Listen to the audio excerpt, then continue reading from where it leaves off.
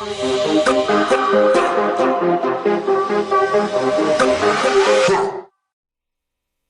everyone, and welcome to another episode of the You're So Quiet podcast. As always, I'm your host, Chelsea Brown, aka C. Brown. I like to start with a quick mental health check. Like I've said before, I really don't do this for myself enough, and I'm sure that I'm not the only one. So let me tell you, I'm having like one of those days, what kind of day I'm talking about, where absolutely everything that can go wrong does go wrong, and it's just endlessly frustrating. So it starts off 7 a.m. when my alarm goes off in the morning. I was having a dream that I was with the Avengers. We were about to go on our second mission to correct the first mission, because the first mission was a disaster thanks to me, and we were on our way to fix it, but my alarm went off, so apparently the fate of the universe must wait. So I get up, I make my coffee like normal, except that the night before, I did not strain out my coffee grounds. I make my own cold brew coffee. You have to let it sit for 16 to 24 hours in the refrigerator, the coffee grounds and the water together, so it kind of steeps. And I didn't strain it the night before. I always do it the night before because I am a nightmare in the morning before I've had my coffee and I can't do anything. So that took me about 15 minutes because I put it in my French press to strain it out, and then I put the strained out coffee in the wrong container. It was terrible. It was terrible. So finally, I get my cold brew, my oat milk, my creamer, and we're like back on track. I start watching my show. If I have somewhere to go in the morning, I just relax, wake up for like 30 minutes to 45 minutes. I start watching The Witcher again, season 1. And I don't remember any of it because I was on my phone most of the time trying to answer texts and emails. So I didn't really get a chance to have my little nice wake up. Like, okay, fine. I have a tennis match that morning, so I load up the car with my tennis stuff. I go to my friend's house first because I'm feeding her fish while she's away on vacation. One of her fish isn't eating because he has an attitude with me because he didn't want to wake up in the morning. It's not my problem. I'm just here to feed you. Eat the food, don't eat the food. I mean, I'm providing it for you, so do what you gotta do. So I texted her about that, and we tried 2 different food types, and it still didn't want to eat. And I was just like, I mean, I'll try something else in the evening, but I have to go. So I get to the tennis court. I'm like 20 minutes early. I'm thinking to myself, perfect. I have time to just, put my shoes on, put my brace on, make sure I have sunscreen, good to go. I take my tennis stuff out of the car and realize that I forgot my court shoes at home. So I race back home to get the shoes, bring the shoes back, and now I have only 10 minutes. I have not enough time to do all the things that I kind of have like a ritual of before I start to play. And I realized that I could have just worn my court shoes instead of like bringing them, but I was driving a manual car, and it's hard for me to get a clutch feel with shoes that have a thick sole like that, so I was wearing just my normal running shoes. So, play the match, lost the match. Kind of sucks, but had some good points. I'm not really too upset about losing. I'm still fairly new in the tennis world. I've only been playing for a couple of years, but I really enjoy it, and I like to play. But the problem was, while we're playing, we actually played the first set really well. We won the first set. We lost the second set, and I firmly believe that we lost because it started getting really hot. I live in Texas. It's September, but it's still like summer weather. I wear a mask while I'm playing, and I have asthma. So all of that together just kind of makes it harder for me to move as quickly as I would like to. So maybe I just need better conditioning. I don't know, but that was just kind of sucky in general.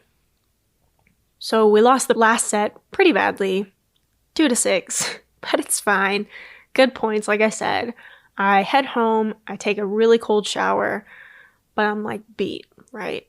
And while I'm in the shower, I realize that today is the birthday of my best friend that passed away in 2018, so that was just like another gut punch icing on the cake.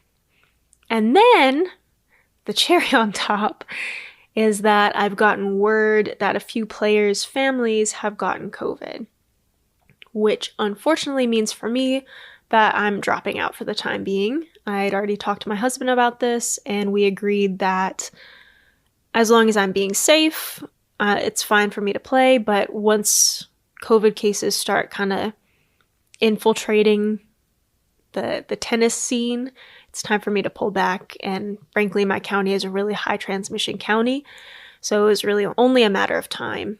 So I'm actually, I'm pretty depressed about it, to be honest with you. I had a really crappy day, and I'm just, I'm not happy about it. I really like to play tennis. I like to be active. I like to be competitive. The women that I play with are like such positive people, so it's really nice to be around them.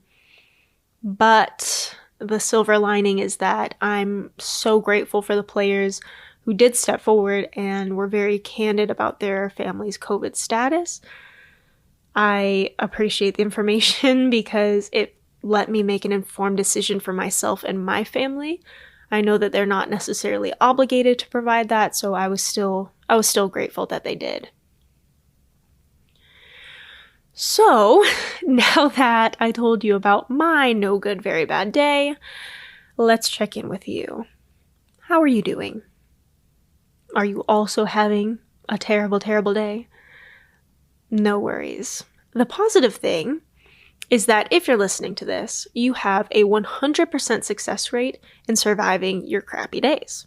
So, take a minute today for yourself, read a book, go for a walk, take a bath, watch TV, play video games, like whatever raises your mood. We've got this. And now, on to what I have been consuming. So, I actually read a really good book over this past weekend called The Midnight Library by Matt Haig. I might be pronouncing that wrong. It's spelled H-A-I-G. The concept is a little bit dark, and I was like, do I want to read this right now? I don't know. So, the beginning starts out with X amount of time before I decided to die. So the main character does kill herself pretty early on in the book, but instead of going like to an afterlife, heaven, hell, whatever you believe in, she ends up going to a place called the Midnight Library. And in this library, there's an infinite number of books filled with what her life would have been if she'd made different choices at different points in her life. It's a really interesting concept. So the catch is that if she finds a life or a book that she likes, that does not disappoint her, she can stay there and live it out. So this concept is something that I'd really never seen before. If it's been done before, I've personally never seen it. I've also not read every book on the planet, but for me, this was really new and really fresh. I really enjoyed this book. Would totally recommend. Even for people who, like myself, were like, do I want to read this book about suicide? I don't know. I think that it was an awesome book for like a perspective reset. You might not think it at first, but you will.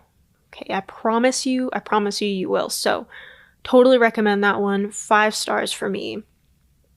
I also finished, before that, 56 Days by Katherine Ryan Howard. I think last time we spoke, I was like 75% of the way through, and I said that there was like a major twist, and the thing just kept twisting until the end. I did not see the end coming. Really, really enjoyed it. So if you're looking for like a good murder mystery, I know it's like set just before the pandemic lockdown, which like for me was also like, I don't know, do I want to do that? Maybe. Do it. Trust me. It's not like all the TV shows where like we're doing a pandemic episode. It's not like that. I think it is a really good use of the time and the setting, and it's something that is kind of fresh right now, but I think in the future, I think it'll age well as a book, in my opinion. So that one was also 5 stars for me. As for my next book, I am stuck between if I should start Dune or if I should read The Last Apothecary. Dune, as you might know, is very heavy sci-fi, like iconic sci-fi. Most people have read it. I have not. I say most people have read it. I would rephrase that to most people who say they're into science fiction have read Dune, and I haven't. The Last Apothecary is more like historical fiction fantasy. I love fantasy. I'm not really into historical fiction most of the time. So I don't know if that's something I really want to delve into at the moment. My attention span is kind of crappy at the moment, but we'll see. I think I'll keep it on my list because it's rated really well. It has amazing reviews. So I'm probably going to read it eventually, but the Dune movie is coming out in October, which is just next month at this point. And I like to read the book before I see the movie. I feel like it gives me a different way to look at the movie, and maybe the movie will present things that the book didn't, or vice versa. So yeah, I personally just like to do that. So Dune might be the move for me. Although I have heard that the beginning is kind of like a slog before you get going, and then it hooks you and you can't put it down. So maybe I'll give it a try. I think it's around 600 pages, so maybe I'll give it 100 pages before I'm like, moving on. Maybe, I don't know. I hate to stop a book before I finish it, but I'm also starting to think that life is a little bit too short to spend on books I don't enjoy. So, as for my trash TV addiction, it might be a problem, it might not, I don't know. I did finish Love Island UK. It ended pretty much how I expected it to. When the final 4 were announced, I predicted what order they would be. So it was just kind of pretty obvious. By that time, one of the main couples had left already for reasons related to faking it for the TV show, which also seems like a really weird concept that we have now. Like, people want to be on these reality shows specifically for, like, Instagram fame or something. And that's really strange and is disturbing the sanctity of my reality TV shows. I know it sounds really stupid, but I kind of like the more authentic feel, I guess. And I know it's like reality TV. It's not cinema by any stretch, but like on Bachelor in Paradise, which I am also watching, Brendan and Piper are also doing the same stuff, which is like, yikes. And they're kind of bad at it. Like, they're fully talking about it on camera, and I don't know if that's really gonna help them. I don't know. Seems weird. I'm interested to see what happens in the future, and maybe the editors are just using it as like a plot device, but I'm hooked regardless. I am also watching season 2 of C, which in my opinion is better than season 1. Season 1 was more like world building, and you kind of had to tell us why the world was blind and then kind of show us how people had adapted to their blindness. And now in season 2, it's very much centered, instead of on the kids, it's centered more on Baba Voss. And he's my favorite character in the show anyway. So that for me is great as far as action is concerned. Speaking of world building, I have been feeling a little bit like we're in a dystopian novel lately. What with the pandemic and the bills passed in Texas.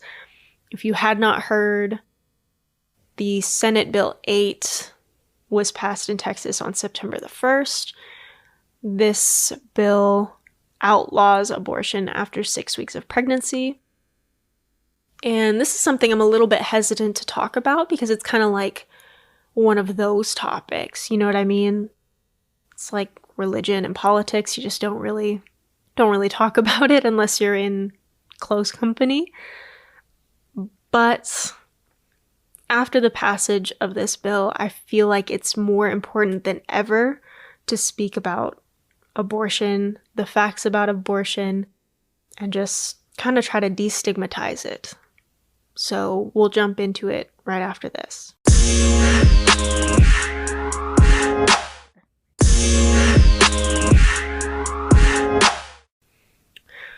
Okay, so my goal here, before I really jump in, is really just to educate people. And I will, of course, share some anecdotes with you guys and share my opinion.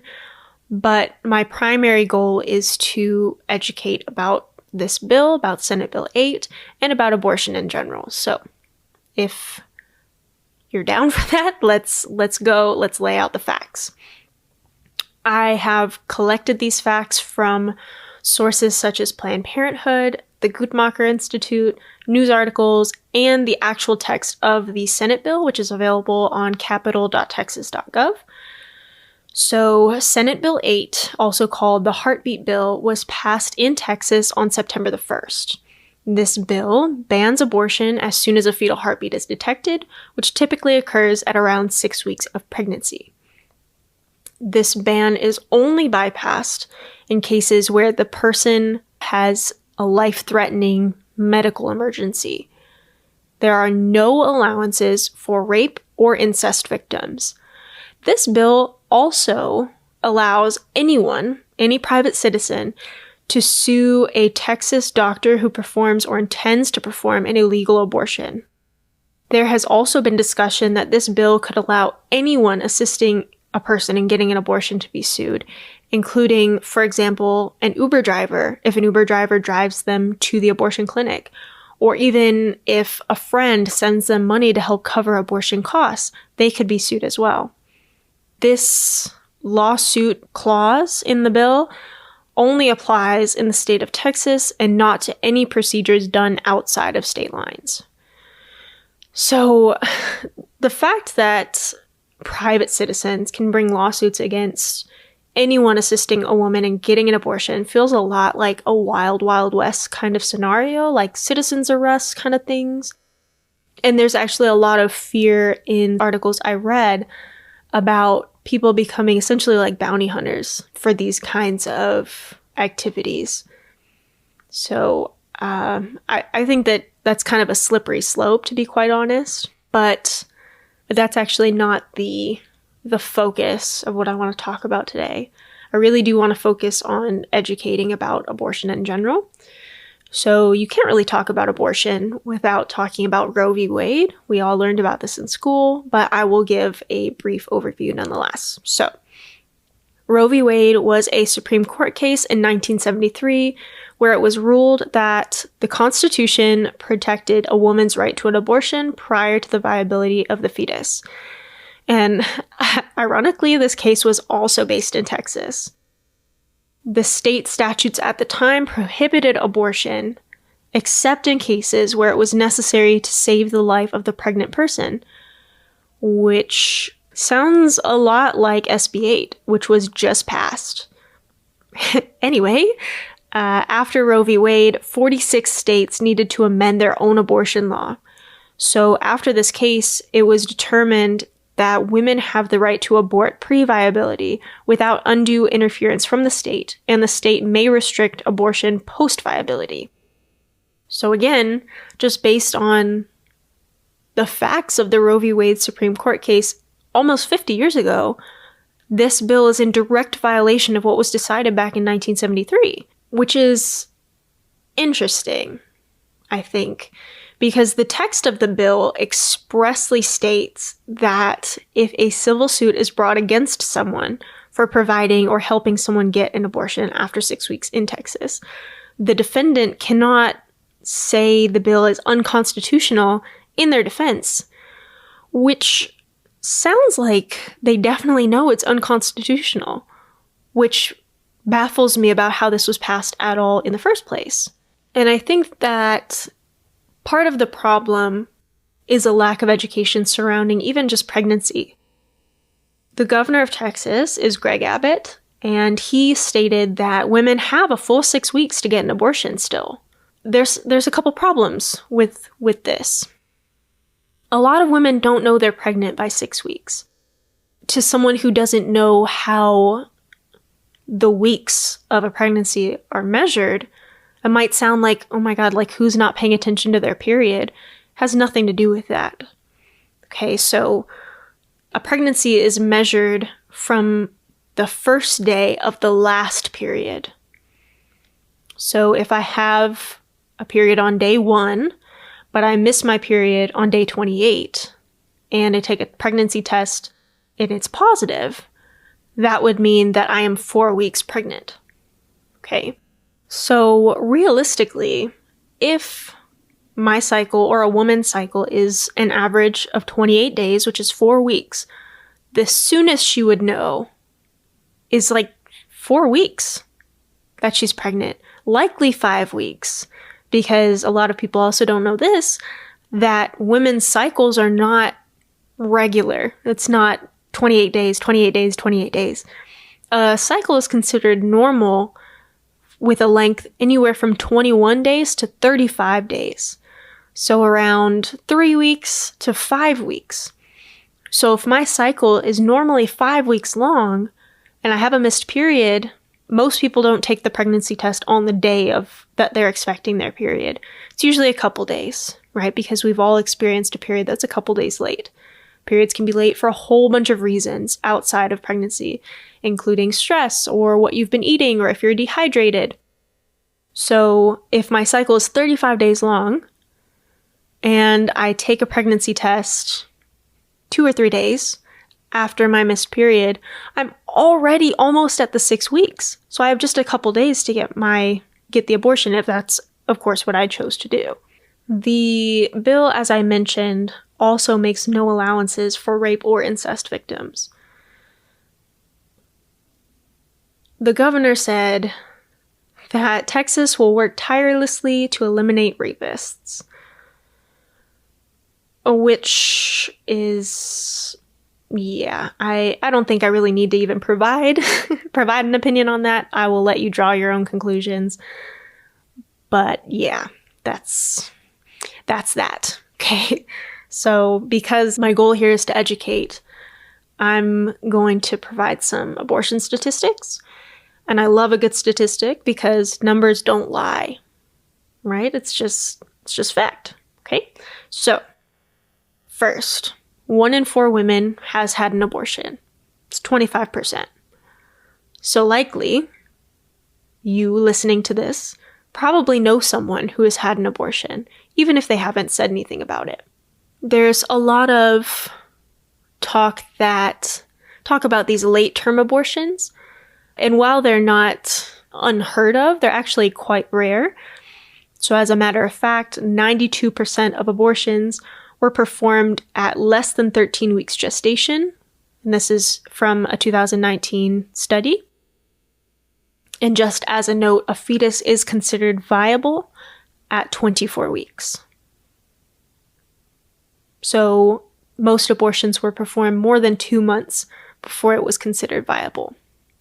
There's also a lot of discussion that, well, what if a woman regrets it? And what if she wasn't totally sure? And there are definitely people who do regret it. However, 99% of people who get an abortion still feel that it was the right decision 5 years later. People get abortions for all kinds of reasons. Health reasons, personal reasons, whatever their reason. It doesn't really matter. It is their choice, and the numbers show that 99% of people still think that it was the right choice for them 5 years down the road. I've also heard that these very restrictive abortion laws are to protect women's lives, right? Because people think that abortion is deadly. And of course, people can die from an abortion procedure, from either a medical procedure or the surgical procedure. Definitely possible. However, childbirth is statistically 14 times more deadly than abortion. I think the way to have fewer abortions is to have greater sex education and greater access to birth control. And, as a matter of fact, I do have a statistic for this. Between 2008 and 2014, abortions declined more than 30%. And this was attributed in the study to better education and better access to birth control methods. I have also heard people talking about like tax dollars being used for abortions. And I don't have a statistic for this, but I do have a fact for you. Okay. So federal funds are only used for abortion in cases of rape, incest, or if the pregnancy endangers the mother's life. This policy is called the Hyde Amendment, and while it's not a permanent law, it is attached to the Congressional Appropriations Bill for the Department of Health and Human Services, and it has been renewed annually by Congress. Okay, so all that information, and you might still be asking yourself, okay, Chelsea, what's the point? Let's get to the point. Because abortion is one of those topics, like religion and politics, that you just kind of don't talk about, it has become this highly stigmatized and shameful thing that other people do, that irresponsible people do. Abortion is a very common procedure. Abortion is healthcare. Banning abortion will not get rid of abortion. It will just make it more dangerous. I listened to some podcasts while preparing for this episode, and Vox, V-O-X, the same people that do the Explained series on Netflix, they have a podcast that comes out daily, and they did an episode about SB 8, and they said that abortion-related fatalities dropped by more than 80% after Roe V Wade, and that this was no coincidence. 80%! So, even when abortion was flat out illegal, when literally 46 states, as I mentioned before, had virtually outlawed abortion, women were still doing what they could do to get one regardless. And these methods are crazy. We've heard of the wire hanger method. Some women would literally poison themselves to make their body expel the fetus or the embryo. Some women would even throw themselves down a flight of stairs just so they would not be pregnant anymore. In thinking about these kinds of methods, I wonder if it wouldn't be important for us to try to empathize with women. If you're willing to literally put your life in danger just so you don't have a pregnancy, maybe it's important for us to look at this. Maybe it's important for us to focus on truly helping women, not simply reducing access. I think it's extremely important to be fully informed of all of your choices, especially when it comes to something this serious. But I think once you have this information, it is equally important that you're able to make a choice that's right for you. And what's right for somebody else might not be right for me. So who am I to tell someone what they can do with their body, or what they should do, or what they're allowed to do? They have to live with the consequences, or with the reality of their decision, whatever that decision is. All I'm advocating for here and trying to educate people about is different options and the truth about these options, and what happens if these options are not available. So even with all of this information, I, living in Texas, still need to comply with other state regulations in addition to this bill. In Texas, those regulations look like needing to go into a clinic and get an ultrasound or a sonogram to confirm the pregnancy. You need to be given information about the procedure and all of your other options.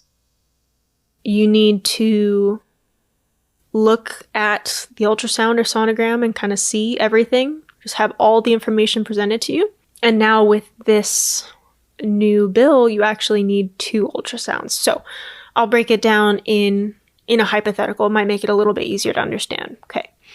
So let's say I track my cycle diligently. Let's say that I find out at 5 weeks, which is very early, that I'm pregnant.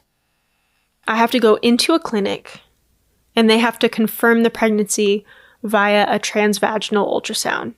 If you don't know what a transvaginal ultrasound is, it's like a wand, kind of looks like a curling iron, if you've ever seen a curling iron, and it is lubricated and then inserted into the vagina, and that is how they're able to see such a small piece of tissue.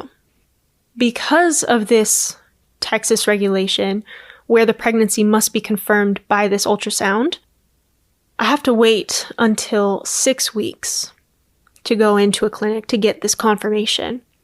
And this is because, according to UT Southwestern Medical Center, it is not until around 6 weeks that any part of the fetus is visible for this confirmation. So basically, at 6 weeks, which is the soonest I can get into a clinic and follow through with all of the rest of the regulations, I might already be precluded from an abortion if that's what I wanted to move forward with. That doesn't include the second clinic visit, which is also required in Texas, which now, because of this Senate bill, requires a second invasive transvaginal ultrasound to confirm that you are still eligible for the abortion procedure that you're seeking. So even if I find out almost as soon as I could possibly find out that I'm pregnant, I still might not be eligible for the procedure that I'm desiring. And that's kind of the problem with the bill. Because of all of these other requirements by the state, this bill effectively bans abortions. And Roe V Wade, almost 50 years ago, said that that is unconstitutional. That's problematic, in my opinion. We are going against a Supreme Court decision from 1973, and this was allowed to pass into law. Okay? So let's talk about all the social media posts that I've seen flying every which way lately. They go kind of like, well, I stand with Jessica, who just found out that her baby will be stillborn if she must carry it to term. And while I appreciate the sentiment of support, I don't think that that accounts for all people who seek abortions. Some people might be child-free. Some people might not be financially or emotionally ready for a child. Some people might have been following all possible precautions to prevent this, and yet it still happened. There is no birth control that is 100% effective, okay? And I personally relate to this, okay? This is something I hadn't really planned to talk about. It's not something I'm ashamed of or something I feel like I have to hide, but I kind of just didn't really want to deal with other people's opinions about my decision that was best for myself. But given where we are now with the passage of this bill, I think it's more important than ever for people to know that, this happened to me. This is how I chose to deal with it. Okay, so my story starts in 2020. We are in lockdown for the pandemic. I have an IUD at the time, which I felt was like a godsend because it's a long-acting form of birth control. The one that I had was good for 3 years, and I still had a year and a half left before I had to replace it. I do track my cycle very, very religiously. I've always known that I don't want to have children, so this is something I've really kept on top of. So even now, I take the birth control pill. I am very careful to take it at the same time every day. I've had the ring. I made sure to put it in at the same time every month. So I've always been very cautious. And the IUD is one of the single most effective birth control methods for women available today. Okay, so I had an IUD. I missed my period. And at first, I really wasn't too concerned because I'd had late periods with the IUD before. As a matter of fact, one of the side effects of an IUD is missed periods, irregular cycles, bleeding between periods. I mean, it is known to mess up your period, but I was about a week late, so I took a test, and that little faint pink line popped up, and so I took another one, and I had another faint pink line, and I was devastated, right? This is somewhere I never wanted to be, and that's why I had taken such precautions with my birth control choices. So the first thing I do is I go tell my husband, and I'm visibly upset. And he's like, okay, well, why are you upset? Like, what's going on? And I'm just like, I never wanted to be here. I got this IUD, which was actually incredibly painful to get, specifically so that there would be no human error with my birth control. I couldn't mess it up. It was the most effective form of birth control available to me. And I'm still here. I never wanted to be here, especially at the height of a pandemic, right? That's not the move for me.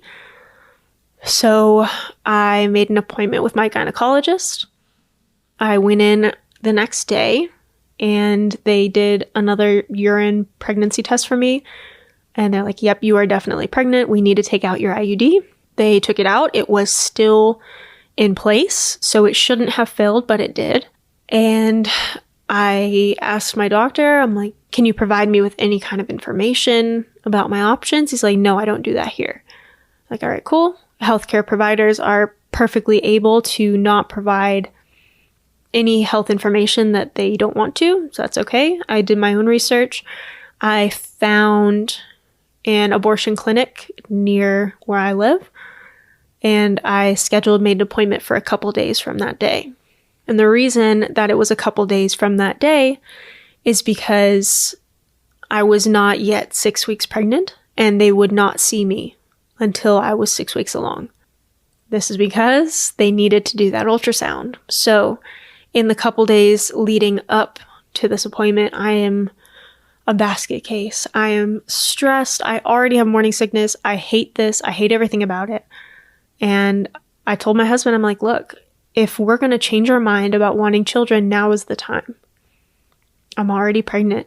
Some people try months or years to get pregnant. So if we want to have children, now is the time for us to change our mind.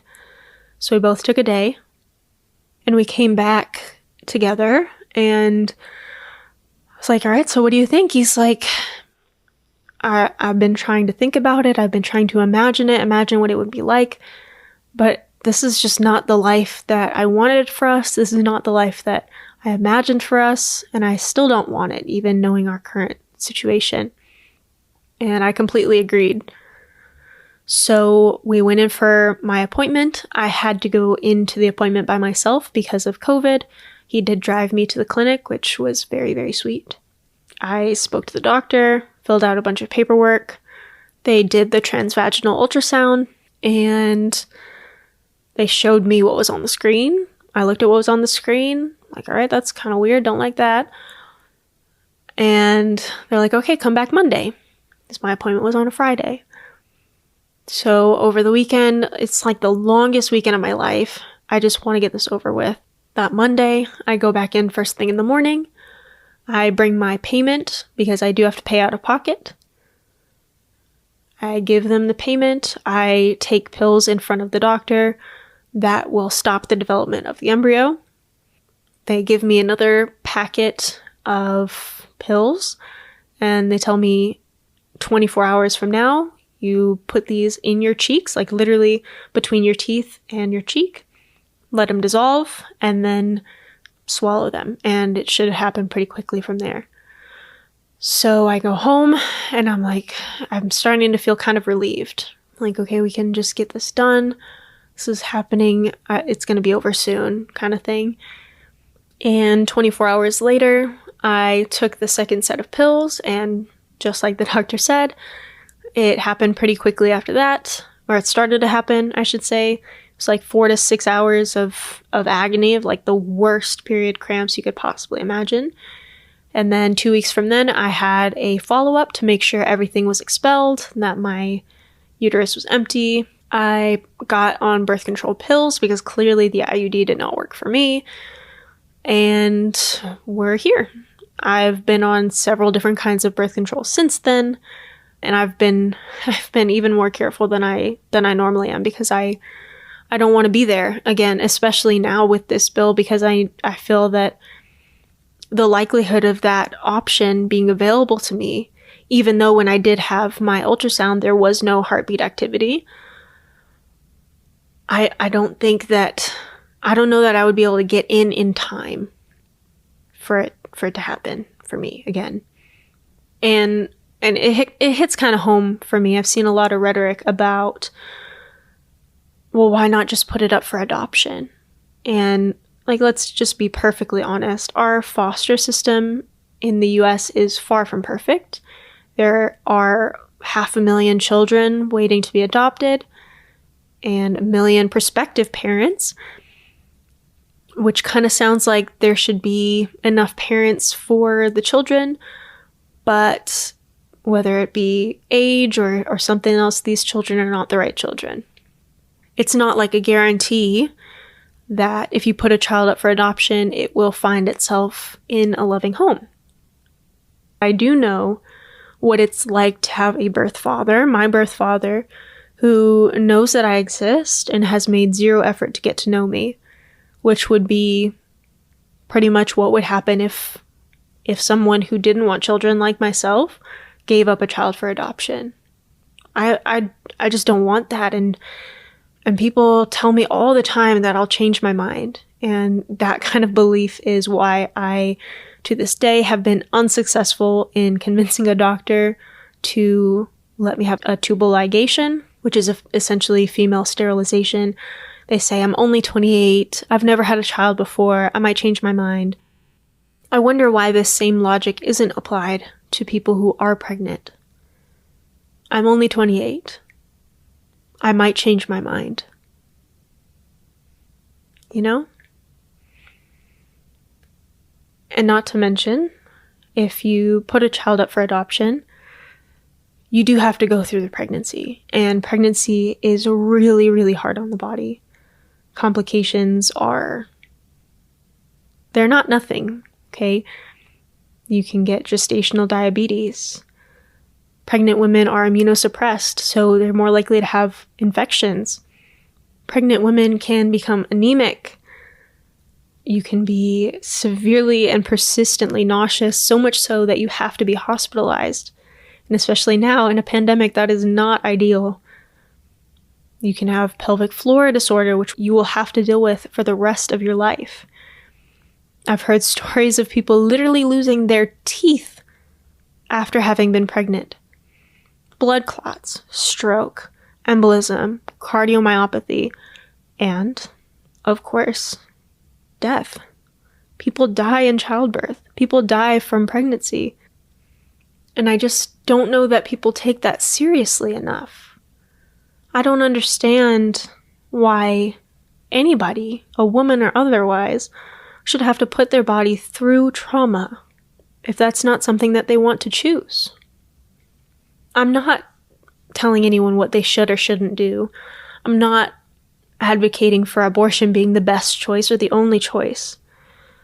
I am offering my own experiences and my opinions based on those experiences. But it's your body and your choice. And that's what I'm advocating for. And that's why I'm trying to educate people on what actually abortion is. You need to do whatever you think is right for yourself and your family. Period. I don't have any right to tell you what you can or cannot do, what you should or should not do. That's all there is to it. Okay? So back to the main point of this episode is that Senate Bill 8, if you oppose it, what can you do? You can donate to Planned Parenthood, which has already filed a suit against the state of Texas for this bill. You can donate to the Lilith Fund, which is one of the oldest abortion funds in Texas, and it's been dedicated to helping people get the care they need. They are also part of the legal effort to block SB 8. You can donate to Whole Woman's Health. which is a holistic health provider. They are also involved in the legal effort to block this bill. If in-person activism is more your thing, the Women's March is happening on October the 2nd, 2021, in several locations in North and South America. You can go to womensmarch.com to find a march near you. You can also contact your state representatives and voice your dissent to the bill, and many like it all across the US. And most importantly, and something that I think people underrate, make sure you vote in local and national elections. This is so important. This is the voice that we have in our country, that we are privileged to have in this country. So we need to use it and try to make it the country that we want to live in. Because the thing is that even if you yourself would never ever in life have an abortion, that shouldn't preclude someone else from making a choice for themselves.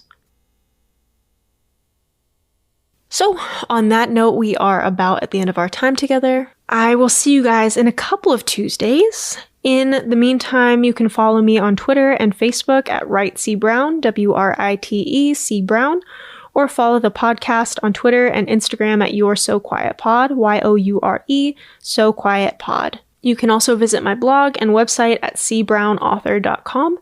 And as always, please don't forget to rate, review, and subscribe to help out your favorite introvert. Okay, love you. Bye.